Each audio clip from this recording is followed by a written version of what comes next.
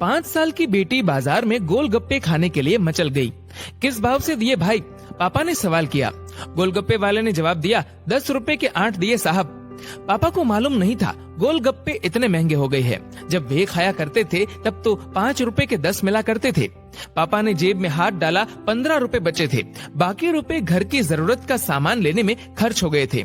उनका गांव शहर से दूर है। 10 रुपए तो बस के किराए में लग जाने हैं। नहीं भाई, 5 रुपए में 10 दो तो ठीक है, वरना नहीं लेने। ये सुनकर बेटी ने मुंह फुला लिया और बोली, अरे अब चलो भी पापा, नहीं लेने इतने महंगे। पापा के माथे पर चिंता की लकीरें उभर आई। अरे खा लेने दो ना साहब, अभी आपके घर में है तो आपसे लड़कर भी खा सकती है।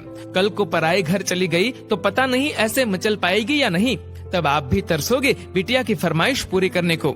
गोलगप्पे वाले के शब्द थे तो चुभने वाले, पर उन्हें सुनकर पापा को अपनी बड़ी बेटी की याद आ गई, जिसकी शादी उन्होंने 3 साल पहले एक खाते पीते पढ़े लिखे परिवार में की थी। ससुराल वालों ने पहले साल से ही उसे छोटी छोटी बातों पर सताना शुरू कर दिया था। 2 साल तक वह मुट्ठी भर भर के रुपए उनके मुंह में ठूसता रहा, पर उनका पेट बढ़ता ही चला गया और अंत में एक दिन सीढ़ियों से गिरकर बेटी की मौत की खबर ही मायके पहुंची। आज वह छटपटाता है कि उसकी वह बेटी फिर से उसके पास लौट आए और वह चुन चुन कर उसकी सारी अधूरी इच्छाएं पूरी कर दे, पर वह अच्छी तरह जानता है कि अब ये संभव नहीं है। दे दूं क्या बाबूजी? गोलगप्पे वाले की आवाज से पापा की तंद्रा टूटी। गोलगप्पे वाले से बोले, रुको भाई 2 मिनट। पास ही में किराने की दुकान थी जहां से उन्होंने घर के लिए जरूरत का सामान खरीदा था। वे तुरंत उस दुकान पर गए और खरीदी गई 5 किलो चीनी में से 1 किलो चीनी वापस की तो 40 रुपए जेब में बढ़ गए। फिर ठेले पर आकर पापा ने डबडबाई आंखें पोंछते हुए कहा, अब खिला दे भाई। हाँ, तीखा जरा कम डालना, मेरी बिटिया बहुत नाजुक है। ये सुनकर 5 वर्ष की गुड़िया जैसी बेटी की आंखों में चमक आ गई और उसने पापा का हाथ कसकर पकड़ लिया। जब तक बेटी हमारे घर है उसकी हर इच्छा जरूर पूरी करे, कोशिश करे उसे हर संभव खुशी देने की। क्या पता शादी के बाद उसकी कोई इच्छा पूरी हो पाए या ना हो पाए।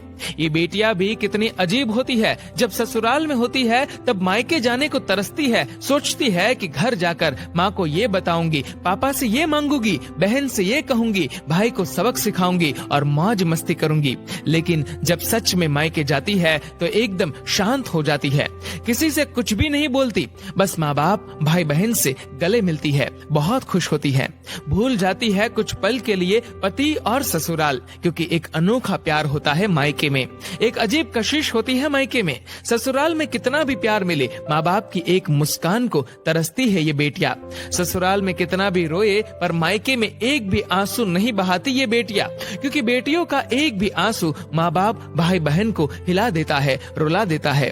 कितनी अजीब है ये बेटियां, कितनी नटखट है ये बेटियां, भगवान की अनमोल देन है ये बेटियां।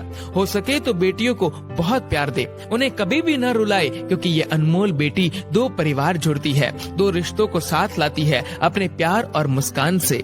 ईश्वर से प्रार्थना यही है कि सभी बेटियां खुश रहे हमेशा, भले ही वो मायके में हो या ससुराल में। खुशकिस्मत है वो लोग जो बेटी के बाप है, उन्हें भरपूर प्यार दे, दुलार करे और यही व्यवहार अपनी पत्नी के साथ भी करे, क्योंकि वो भी किसी की बेटी है जो अपने माँ बाप का घर छोड़कर आपके साथ पूरी जिंदगी बिताने आई है। उसके पिता की सारी उम्मीदें सिर्फ और सिर्फ आपसे है। दोस्तों, इस वीडियो को लेकर आपकी क्या राय है नीचे कमेंट करके जरूर बताएगा और अगर आपको ये वीडियो अच्छा लगा हो तो इस वीडियो को लाइक करेगा, शेयर करेगा ज्यादा से ज्यादा लोगों तक और ऐसे ही और भी इंस्पिरेशनल वीडियोस के लिए सब्सक्राइब करें हमारे यूट्यूब चैनल को और फेसबुक पर फॉलो करें हमारे पेज को। धन्यवाद।